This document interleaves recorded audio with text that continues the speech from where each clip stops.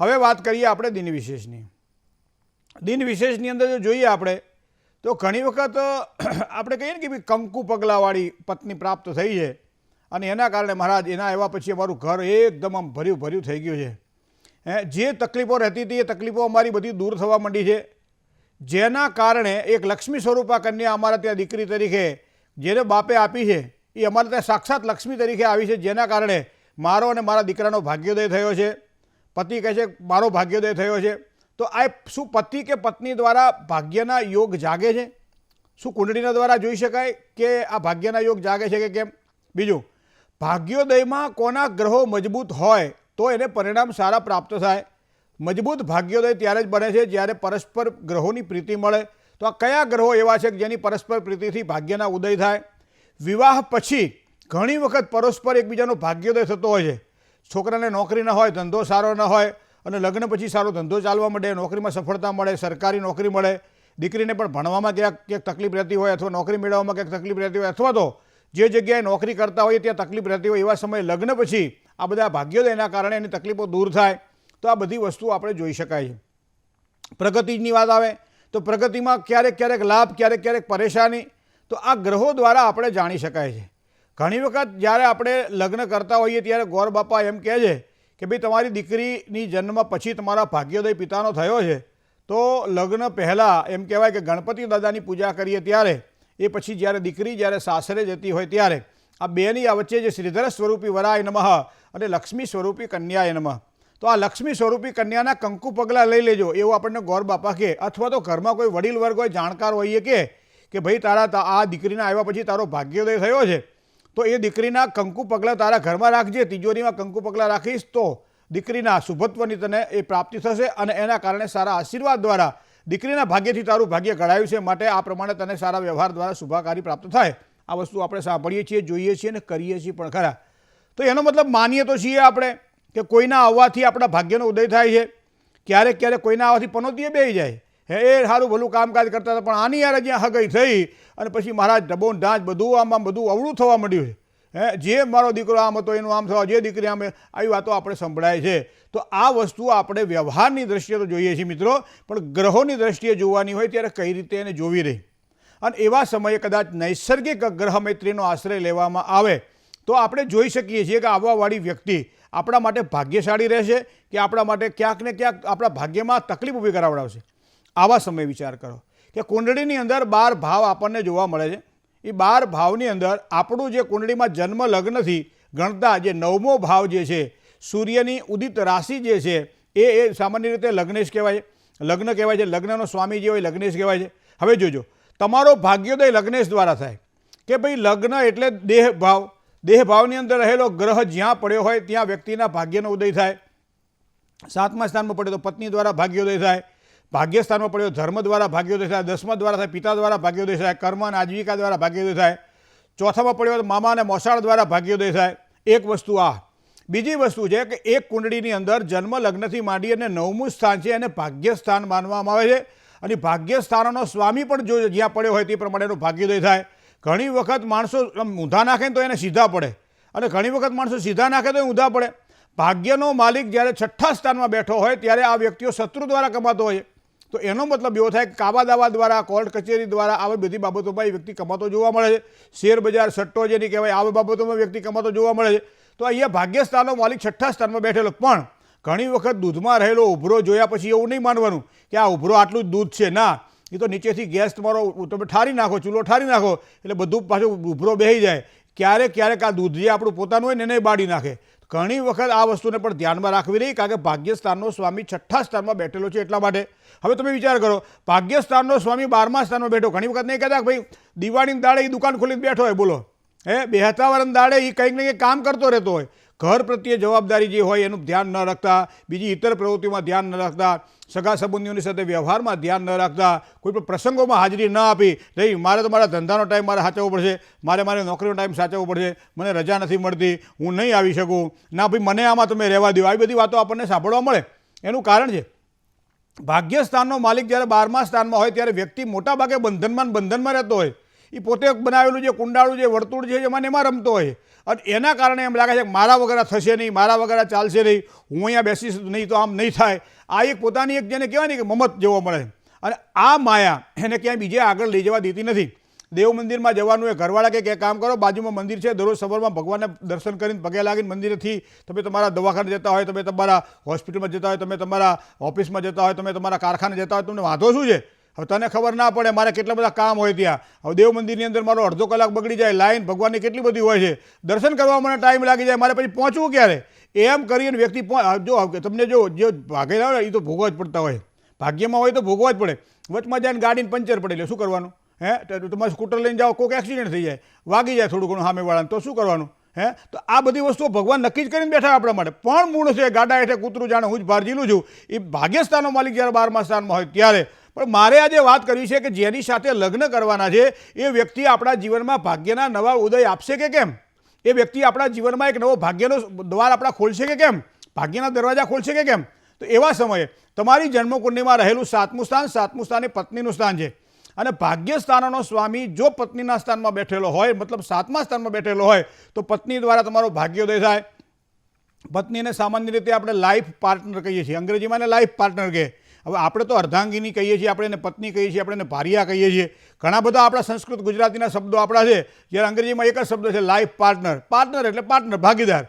એ સુખ અને દુઃખનો ભાગીદાર એટલે પત્ની અથવા પતિ.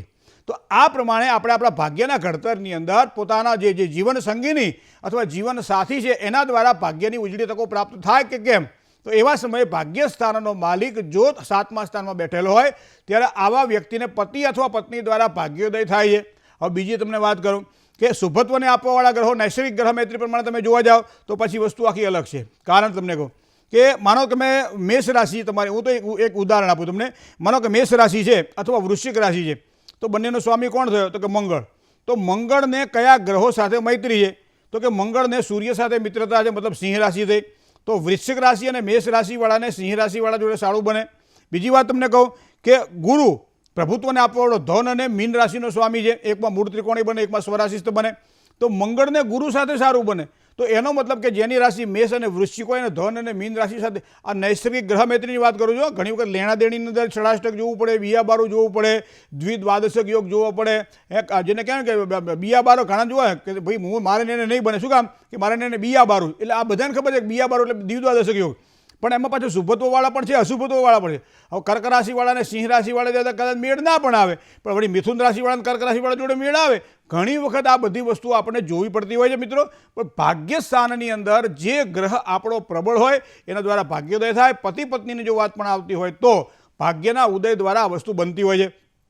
મા બાપે પોતાના સંતાનોને સારી રીતે ભણાવ્યા હોય, ગણાવ્યા હોય, તૈયાર કર્યા હોય, વ્યવસ્થિત બનાવ્યા હોય, જ્ઞાન આપ્યું હોય, શિક્ષણ આપ્યું હોય, એક જીવન જીવવાની સાચી કળા આપી હોય અને એના જન્મ પછી પિતાનો માતાનો ભાગ્યોદય થયો હોય તો એવા સમયે કંકુ પગલાં લેવાનો જે આપણો આ રિવાજ છે એનું મૂળ કારણ આ છે કે મારું ભાગ્ય મારી સાથે રહે.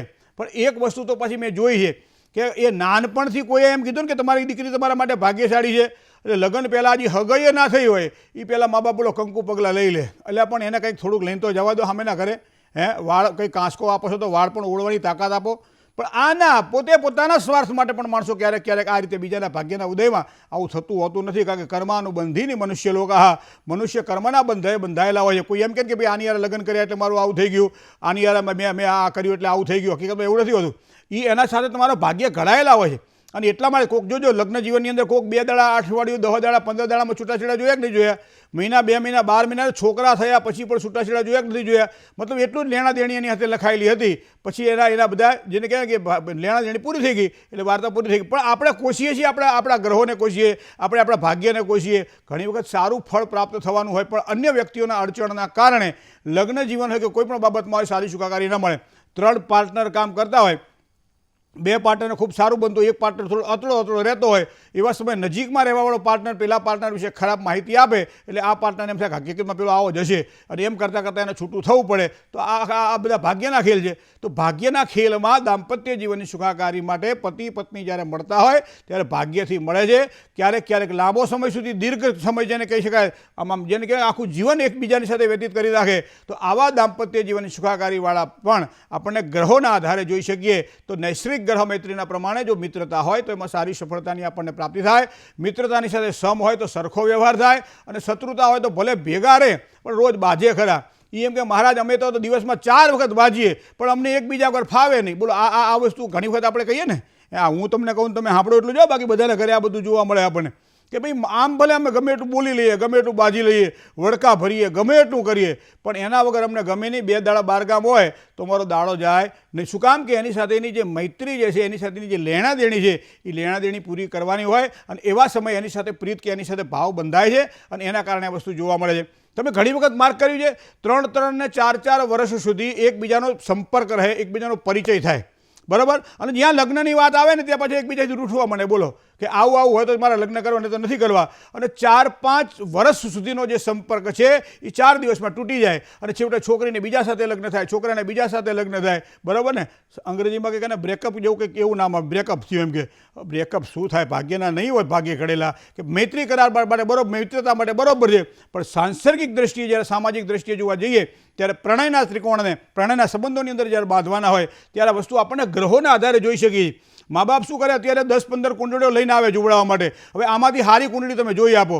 હવે એક સામાન્ય દાગીનો ઘડવાનો હોય, ઘરેણું ઘડવાનું હોય સોનામાંથી, તો એ સોનીને પણ બહુ જ ટાઈમ લાગતો હોય છે ઘરેણું ઘડવા માટે. એમ કે આવતા મહિને આવજો, આવતા અઠવાડિયામાં આવજો, અને પછી તમે લઈ જજો. તૈયાર પડે એ વસ્તુ અલગ છે, બાકી ઘડવાના હોય ત્યારે જો ટાઈમ લાગતો હોય તો ભાગ્યને ઘડવાવાળા પરમાત્માએ મારીને તમારી કુંડળીમાં જે લખ્યું છે એ કંઈ 2 મિનિટમાં 10 કુંડળીઓ જોઈને ઉકેલી શકાય. પણ આપણને આત્મસંતોષ થાય, ગુણાંક સારા મળે છે, મંગળ શનિ દોષકારક નથી, નાડી દોષ નથી, પરસ્પર ગ્રહ મૈત્રી સારી છે એટલે કરાય. પણ કુંડળીના 12 ભાવને 12 ભાવ સાથે મેળવવા તો શું કરવું જોઈએ?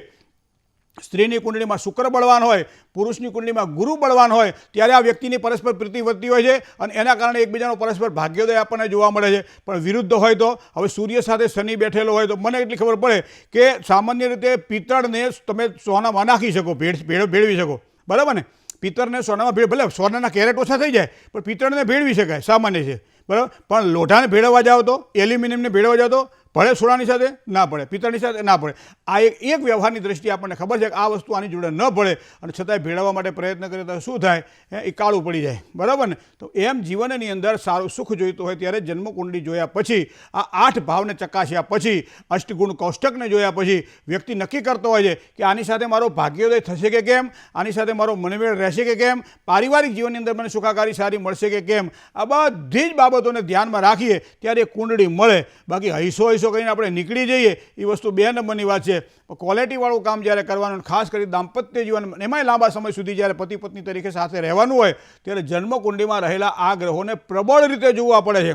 અને એવા સમયે એક ગ્રહોને એક ગ્રહોની સાથે મિલાન કરી અને જે વ્યક્તિ ભાગ્યના ઉદય માટે, પારસ્પરિક પ્રીતિ માટે, પરિવારને કુટુંબને આગળ વધી શકશે કે કેમ, સંતાનની સુખાકારી માટે, આ બધી બાબતોને ધ્યાનમાં રાખીને વ્યક્તિ આગળ વધતો હોય છે. અને એને કહેવાય મેલાપક. મેલાપક એટલે 2 જણનું મળવું. આ કુંડળીના જોઈ શકાય છે, અને એના દ્વારા ભાગ્યોદય નક્કી થાય છે. તો પતિ અને પત્નીના ભાગ્યોદય માટે ઘણી બધી વસ્તુઓ મિત્રો જોવાની હોય છે, પણ આ તો મેં તમને એક સંક્ષિપ્તમાં સમજાયું કે ભાઈ આવું કરવાથી પણ આ પ્રમાણના લાભ આપણે કુંડળીના આધારે જોઈ શકીએ છીએ. જય ગણેશ. કોલર મિત્ર સાથે વાત કરી લઈએ. હલો હલો હેલો, જય ગણેશ. જય ગણેશ. હા, રાજકોટ થી બોલું છું. જી. મારે મારા દીકરાની ઘરે દીકરાનો જન્મ થયો છે. હા, હવે એને 22 તારીખે મારે તેડી આવવો છે, તો મુહૂર્ત કયું સારું છે? એટલે મારા પંચાંગ ખોલીને બેહવાનું તો તમારા માટે. હવે અદાઈ જવાબ તો મારે આપો. કોમ્પ્યુટરમાં આવું બધું આવે નહીં ને. એટલે એને 22 તારીખે મારે તેડી બધી તમારી વાત આવવું. 100% 24 કેરેટ હાજી. પણ એ ગોર બાપા પાસે જવું પડે, ટીપણું ખોલે ત્યારે થોડી દક્ષિણા મૂકવી પડે, અને પછી કહેવાનું ગોર બાપા સારું મુહૂર્ત આપો, 22 તારીખે મારે જવું છે. અને એવા જ સમયે ભગવાન રામ જ્યારે અયોધ્યાની અંદર બિરાજમાન થાય ને આવો સારો દાડો મારે હોદવો છે તો મને સારું મુહૂર્ત આપો, એટલે ગોર બાપા આપશે. મારી બીજું તો હું શું કહી શકું તમને, બરાબર? જય ગણેશ. હા, બીજા કોલર મિત્ર સાથે વાત કરીએ. હેલો હેલો હેલો, જય ગણેશ. જય ગણેશ. જય માતાજી. જય માતાજી. જય પિતાજી. હા, હું મારા છોકરા માટે, બાબા માટે પૂછવા માંગુ છું. હા, એની બર્થડે ડેટ છે 30/11/2003. 30/11/2003. 2003. સમય 12:45 બપોરે. હા, બપોરે. જન્મસ્થળ ડાકોર. ડાકોર, બરાબર. શું પ્રશ્ન હતો? એને ગવર્મેન્ટ જોબ મળશે કે નહીં મળે અત્યારે એને ફિટર કર્યું છે, તો રણ- ફિટર કરી એપેન્ડિક્સ કરીને હવે સેમ્પલ જોબ ચાલુ છે, પણ એને ગવર્મેન્ટ નોકરી જોઈએ છે. તો તમે રાજભોગ ધરાવી દો રણછોડાઈને. હા, પગાર ધરાવી દીધેલો પેલો આવ્યો હતો ને તો. હે ને? હા, ડાકોર જ્યારે ભણતા ત્યારે દરરોજ ભગવાન રણછોડરાયનો રાજભોગ ખાવા મળતો હતો અમને પાઠશાળાની અંદર. વૃશ્ચિક રાશિનો સૂર્ય, નોકરી તો એની પાકી, પણ હવે ક્યારે મળે?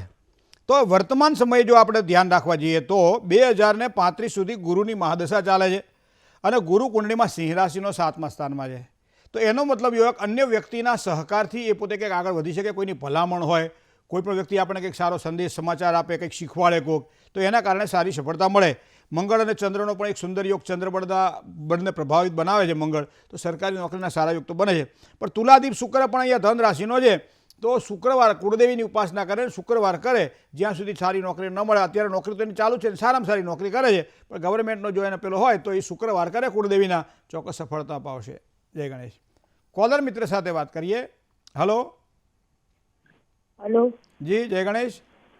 જય ગણેશ. જી, મારા માટે જ પ્રશ્ન છે. શું નામ આપનું? તન્વી નામ છે. તન્વીબેન, શું જન્મ તારીખ હતી આપની? 18/12/87. હા, સમય સાંજના 7:10 નો. બરાબર. અને સ્થળ ધાંગધ્રા, બરાબર. સુરેન્દ્રનગરની બાજુમાં. હા હા, શું પ્રશ્ન હતો તન્વીબેન? પ્રશ્ન એ છે કે મારે વડોદરા આવી અને બે વર્ષ થયા છે, પણ હું માંદી જ રહું છું, તો મને આ સિટી લાગુ પડે છે કે નહીં એમ. અને બીજો પ્રશ્ન એ છે કે મારે મકાન ક્યારે થશે? વડોદરા તમે આવ્યા પછી તમે બીમાર રહો છો, એ આપનું એક મનની અંદર જે ગ્રંથિ છે એને કાઢી નાખો. એનું કારણ હું આપને બતાવું કે ગ્રહો અત્યારે વિપરીત અસર આપતા હોવાના કારણે સ્વાસ્થ્યમાં થોડી અવરોધ આવે, તો આ એક સ્વાભાવિક વાત છે. કંઈક ચંદ્ર સાથે બેઠેલો બુધ વૃશ્ચિક રાશિમાં 6ઠા રોગ અને શત્રુ સ્થાનમાં છે. 12મા સ્થાનનો જે સ્વામી છે એ શુક્ર છે. શુક્ર અહીંયા કુંડલીમાં જો જોવા જઈએ તો 8મા સ્થાનમાં બેઠેલો છે મકર રાશિમાં, અને તેનાથી બીજા સ્થાનની અંદર શનિનું પરિભ્રમણ ચાલે છે. એટલે 2025ના માર્ચ મહિનાથી કદાચ થોડી શક્યતાઓ સરળતા સારી પ્રાપ્ત થશે સ્વાસ્થ્યની બાબતમાં, એટલે વિશેષ કોઈ ટેન્શન લેવાની જરૂર નથી. શનિ સાથે સૂર્ય બેઠેલો હોવાના કારણે ઘણી વખત વધારે પડતા વિચારો પણ બેન આપણને બીમાર કરતા હોય છે. તો બને ત્યાં સુધી ભગવાનનું ભજન કરો, કારણ કે ઉપરવાળો જે કરી સારું કરશે, આવું એક નક્કી રાખી તમે કામકાજ કરો તો ખૂબ જ સારી સફળતા મળશે.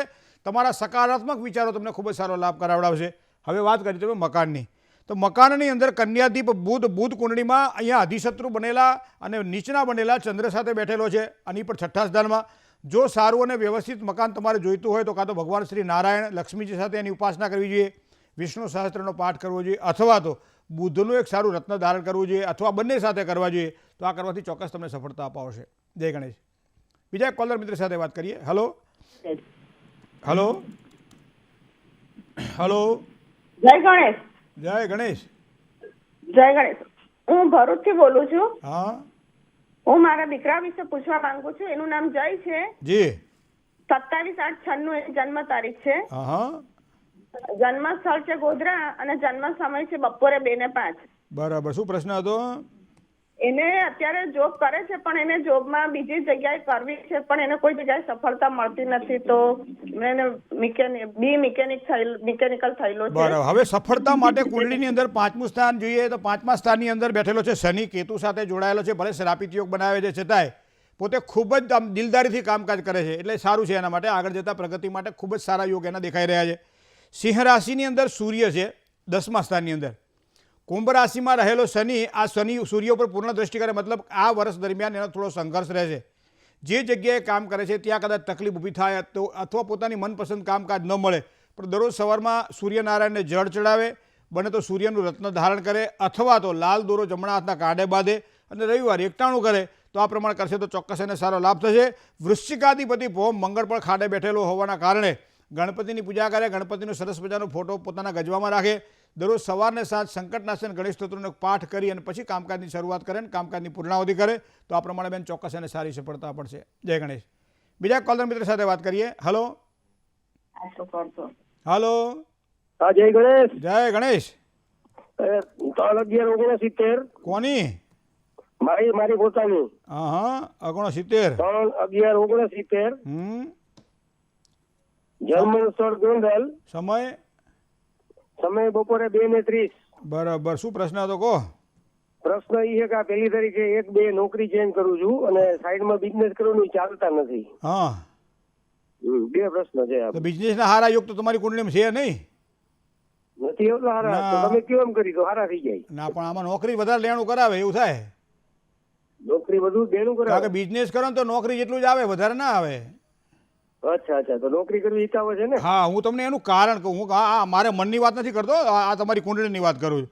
ના ના એ 10મું સ્થાન છે ને એ આજીવિકાનું સ્થાન છે, અને આજીવિકાના સ્થાનનો સ્વામી જે ગ્રહ છે, કારણ કે કુંભ લગ્ન છે, 10મા સ્થાનનો સ્વામી મંગળ ભલે મકર રાશિમાં બેઠેલો, વિચારો ખૂબ આવે, આમ કરી નાખીએ, તેમ કરી નાખીએ, આમ કરીએ, તેમ કરીએ, આમાં સારું ફળ મળે, આમાં સારું ફળ મળે, આમ કરીએ તો એમ કરતાં 54 વર્ષ પૂરા થઈ ગયા આપણા, નોકરી કરીએ આપણે, બરાબર. હવે બીજી વાત, મંગળ અહીંયા પાપાક્રાંત બની નથી રહ્યો, મંગળ શુભત્વ આપી રહ્યો છે, પણ છતાં ખાડાના સ્થાનમાં છે, તો એ જ તકલીફ આપે. બીજું તમને કહું કે ભાગ્યસ્થાન જે છે એ ભાગ્યસ્થાનનો સ્વામી શુક્ર છે. હવે શુક્ર પણ કન્યા રાશિમાં નીચનો બની અને 6ઠ્ઠા સ્થાનમાં. આ 2 ગ્રહો એવા છે ભાગ્યસ્થાન અને કર્મસ્થાન કે જેના સ્વામી ખાડામાં હોવાના કારણે નોકરીથી જ વધારે લેણું આપે. નોકરી પ્રત્યે ફોકસ કરો અને ગણપતિ બાપાની કૃપા થાય તો એમાં ને એમાં વડે કોઈ ભાગીદાર મળી જાય, સારું કામકાજ કરવાની ઈચ્છા થાય તો 2025ના માર્ચ મહિના પછી વિચારજો. અત્યારે કંઈ વિચારવાની જરૂર નથી. જય ગણેશ. કોલર મિત્ર સાથે વાત કરીએ. હેલો. જય ગણેશ. હા, હેલો. મારા માટે પૂછવાનું છે. મારી જન્મ તારીખ છે 1/6/1992. હા, 1/6/1992. 1992. સમય ખબર નથી. 1/6 તારીખ ખોટી છે. 1/6/1992. હાલે 1/6 તારીખે ખોટી તમારી સરકારી તારીખ છે. જન્મ તારીખ હે? જન્મ તારીખ છે. હા, જન્મ તારીખ તમારી ખોટી છે. 1/6 છે ને? હા, એ તો ખોટી સરકારી તારીખ આવે 1/6 તો. શું પ્રશ્ન હતો? તમારું નામ શું? મારું નામ કોકિલા. કોકિલાબેન. હા. હા, કેટલા વર્ષ થયા? 30. શું પ્રશ્ન હતો તમારો? મારે શારીરિક સમસ્યા છે ને વિચારો બહુ આવે. હવે જુઓ, તમને કહું, કચ્છક મિથુનમ પ્રોક્તા. મિથુન રાશિનો સ્વામી બુધ છે. મિથુન રાશિ એ તમારા જ્ઞાન તંતુઓ સાથે જોડાયેલી રાશિ છે, તો એના કારણે વિચારો આવે, સાચા ખોટા વિચારો આવે, મગજ ગાંડું કરી દે, ઘણી વખત શારીરિક સ્વાસ્થ્ય એટલે તકલીફ શરીરની પણ આપે. પણ એવા સમયે દરરોજ સવારમાં બાફેલા હોય, ફણગાવેલા હોય કે મગનું સેવન કરવું. આખા મગ હોય ને રાત્રે પલાળી દેવાના થોડા 2 મુઠ્ઠી, અને સવારમાં એ મગને ચાવીને ખાવા, તો એનાથી જ આ વધે. બ્રાહ્મી, શંખપુષ્પી વગેરે ઔષધિઓ પણ આવે છે, એનું પણ સેવન કરી શકાય છે. બુધની સારી વીંટી પણ પહેરી શકાય છે. તો આ બધું કરજો, કદાચ સારી સફળતા મળશે. આ બધું થાય તો થાય, પણ દર બુધવારના દિવસે ભગવાન વિષ્ણુની ઉપાસના કરજો. જો આવડી શકે તો ભગવાનના 1000 નામ છે એનો જાપ કરજો. મંત્ર જાપ ના ફાવે તો ઓમ નમો ભગવતે વાસુદેવ મંત્રનો જાપ કરી પીપળે જજો, ત્યાં દીવો કરજો, ભગવાનની પ્રદક્ષિણા કરજો પીપળાની, એના કારણે પણ સારી સફળતા તમને મળશે. જય ગણેશ. બીજા એક કોલર મિત્ર સાથે વાત કરીએ. હેલો. જય ગણેશ. જય ગણેશ દાદા. હાજી. મારા મોટા ભાઈ વિશે સવાલ છે. હા. એમની જન્મ તારીખ છે 9/9/1974. હા. બપોરના 4:25. બરાબર. સ્થળ છે અમદાવાદ. બરાબર. હવે એમને આ વર્ષે નોકરીમાં પ્રમોશન મળશે અને શેર બજારમાં કેવું સારું રહેશે અને સારો લાભ મળે એના માટેનો ઉપાય બતાવો. કર્કાધિપતિ ચંદ્રમા કુંડળીની અંદર જોવા જઈએ વર્તમાન સમયે તો એ જન્મ કુંડળીની અંદર કેતુ સાથે જોડાયેલો છે. હવે તમે વાત કરો છો શેર બજારની. શેર બજારમાં એક તો ભાગ્યસ્થાન જોવું પડે. ભાગ્યસ્થાનનો સ્વામી બુધ છે, પણ બુધ કુંડળીમાં સ્વરાશિસ્થ બનેલો છે, સારું પોઝિશન છે, મંગળ સાથે જોડાયેલો હોવાના કારણે સફળતા સારી અપાવે. પણ ઘણી વખત એવું કહે સુતેલાનું ભાગ્ય સૂતું, બેઠેલાનું બેઠું, ઊભેલાનું ઊભું. એવા સમયે અહીંયા બુધ સારો હોવા છતાંય અહીંયા જે શુક્ર છે એ ખાડે પડેલો છે, તો સાચવીને કામકાજ કરવું એક વસ્તુ. એ બીજી વસ્તુ છે કે શનિ મહારાજ ખાડે પડેલા છે અને એ પણ પાછું શુક્ર પર પૂર્ણ દ્રષ્ટિ કરે છે. મતલબ જે કંઈ નોકરી બાબતમાં, સારી જગ્યાએ કામ કરવાની બાબતમાં શનિ મહારાજ થોડી પીડા આપે. તો એવા સમયે દર શનિવારના દિવસે હનુમાન ચાલીસાના 7 પાઠ કરવા જોઈએ અને દર મંગળવારે સંકટનાશન ગણેશ સ્તોત્રના 13 પાઠ કાગળ ઉપર લખવાના અને પાણીમાં પ્રવાહિત કરવાના, ગણપતિ દાદાને અર્પણ કરવાના. આ પ્રમાણે કરશે તો ચોક્કસ સારી સફળતા અપાવશે. જય ગણેશ. એક કોલર મિત્ર સાથે વાત કરી લઈએ. હેલો. જય ગણેશ. હા, જય ગણેશ. હા. દાદા માટે પૂછવું છે, સુરતથી બોલું છું. હા, બોલો. એમના જન્મ તારીખ 19/5/1992.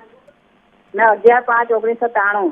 11/5 1993. બરાબર. સમય સમય સવારે 3:45. જન્મ સ્થળ એમના લગ્ન ક્યાં થશે અને સરકારી નોકરી મળશે? બીજું કંઈ પૂછવું છે? 1993. હે હલો હાલો. એટલે અત્યારે શું કરે ભાઈ? કસ્તુરી તિલકમ લલાટ પટલે વક્ષસ્થલે ટીવીએ જોવું છે ને અમારી યાર વાતે કરી ક્યાં લોટ ફાંકું ને ભાવ બી ભેગું કામ લાગે. કન્યા રાશિનો શુક્ર નીચનો બની અને 7મા સ્થાનમાં છે. લગ્ન માટે વિચાર કરતાં પહેલાં સરકારી નોકરીનો વિચાર કરો જો કરવાની હોય તો. કારણ કે કુંડળીની અંદર શનિ મહારાજ મકર રાશિના 11મા સ્થાનમાં સરકારી નોકરીથી લેણું અપાવે પણ 2 મન થઈ જાય એટલે કામ ના થાય. એક વસ્તુ ધ્યાનમાં રાખો, મા તરીકે આપણે ઈચ્છા હોય ભાઈ છોકરાના જલ્દી લગ્ન થાય તો સારું, બરાબર છે. હવે રાહુ મંગળની યુતિ છે, અંગારયોગ કરી રહી છે. અંગારયોગની યુતિ ક્યારેક ને ક્યારેક એવી પરેશાની આપે, સ્વભાવની ઉગ્રતા આપી દે, ઉતાવળિયાપણું આપી દે. તો હંમેશા કામ ધીરજથી કરે એટલું કહેજો. અને લગ્નેશ ગુરુ છે, ગુરુ ખાડે પડેલો છે, ગુરુની સારી વીંટી પહેરાવડાવો, ગુરુવારે એકટાણું કરાવડાવો અને બને તો ગુરુવારે પીળા વસ્ત્ર ધારણ કરે એવું કહેજો. એનાથી સારી સફળતા મળશે. જય ગણેશ. બીજા કોલર મિત્ર સાથે વાત કરીએ. Hello hello. જય ગણેશ. જય ગણેશ. જય ગણેશ. હાજી જય ગણેશ. હા, અમારા બાબા માટે પૂછવું હતું. જન્મ તારીખ 14/1/1987. બરાબર સવારે 6:30 વાગે. બરાબર. એને નોકરીનું લોચા પડે છે ગવર્મેન્ટના અને તકલીફ રહી છે. પ્રાઇવેટમાં જાય છે અત્યારે. અત્યારે પ્રાઇવેટમાં જાય છે ને? જી. શેમાં નોકરી કરે અત્યારે? કંપનીની અંદર. નોકરી તો private કંપનીમાં જ કંપનીમાં કરતો હોય ને જાય ત્યારે. હે કઈ કંપની છે? કશાને લગતું કામકાજ છે?